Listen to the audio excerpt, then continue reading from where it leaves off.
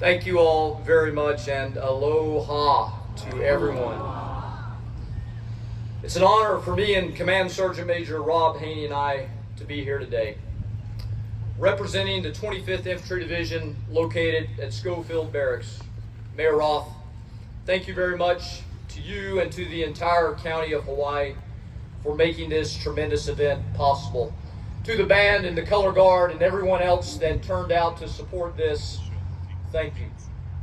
Thanks also to the Vietnam Veterans Memorial Fund for your tireless work in bringing this wall to close to 1,000 communities since 1996. This week could not be possible without the countless volunteers from across the veterans of foreign wars and from across the state, many of you Vietnam veterans yourself.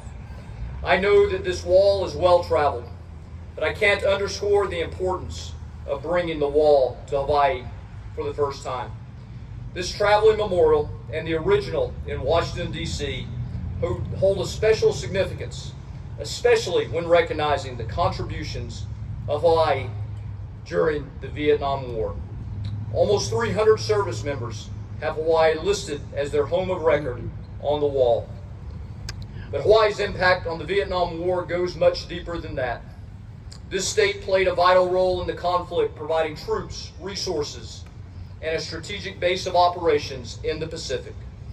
The memorial not only pays tribute to the brave individuals from this state who made the ultimate sacrifice, but also serves as a beacon of unity and remembrance for a grateful nation, where stories of courage and sacrifice are eternally honored, and we have the opportunity to breathe life into the names of those who are no longer with us. The bravery and sacrifice of these warriors is the highest form of service to our nation.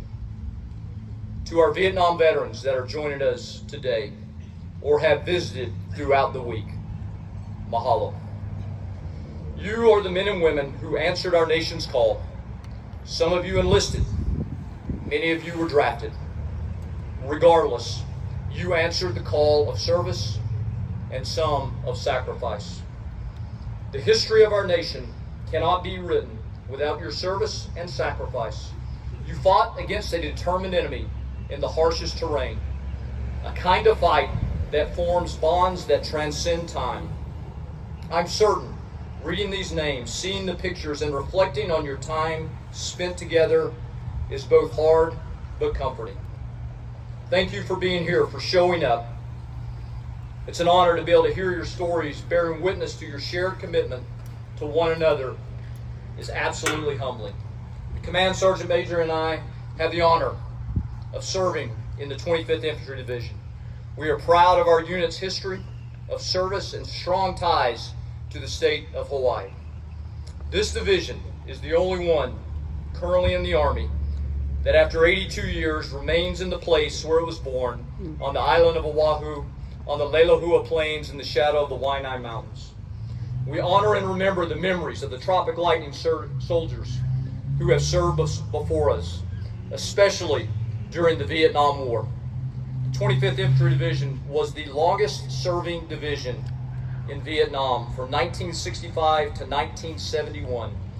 Tropic Lightning soldiers fought in some of the harshest campaign places like Pleiku, Cu Chi, Tai Ni, and Saigon in Cambodia.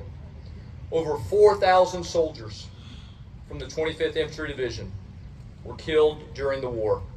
23 Medal of Honor recipients, 17 of which were recipients posthumously.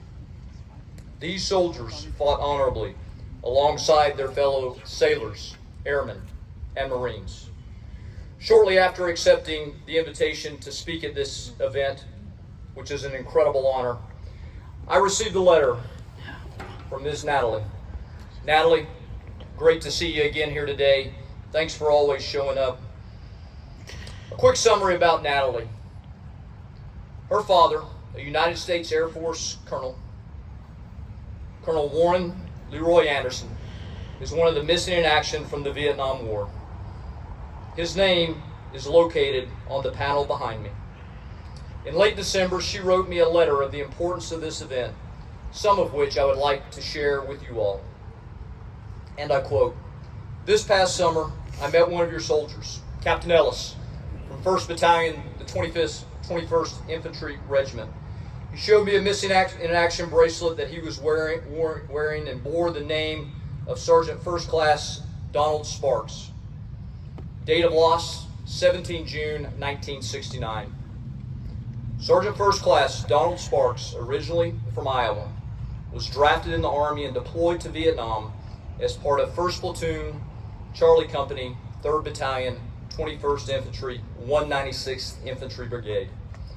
On that day in June 1969, Sergeant Sparks was walking point on patrol in Chu Lai when his company was ambushed. Sparks and his fellow pointman, Corporal Graham, were hit and immediately fell, cut off from the rest of the company. The position was overrun by North Vietnamese soldiers, and the two men were eventually declared missing in action. When Natalie asked Captain Ellis why he wore the bracelet bearing Sergeant Sparks' name, he said he researched from his unit, the 21st Infantry Regiment, of individuals that went missing in action and came across Sergeant Parks' story and decided to wear the missing in action bracelet in his honor, to remind him of the sacrifice, the service his fellow Gimlet soldier made in Vietnam, and to keep his legacy alive. I'm grateful, Natalie, for you sharing this story. I'm grateful for the opportunity to be here today and the spirit of everything that this wall represents. The wall and memories it holds, they are not static. They are eternally traveling in the hearts and minds of all who come across it. When you pass by the wall and look upon the names, we'd ask that you think of their sacrifice, their commitment to service, and most importantly, the loved ones, the family members, and the friends left behind. Their memories will live on. Each of us who follow in their footsteps endeavor to build upon their example of service and sacrifice. May we strive to build upon the foundation of service and teamwork and love and caring on display before us today. Mahalo. Thank you for allowing us to join you all today. It truly is a special community here in Hilo. Tropic lightning, be all you can be.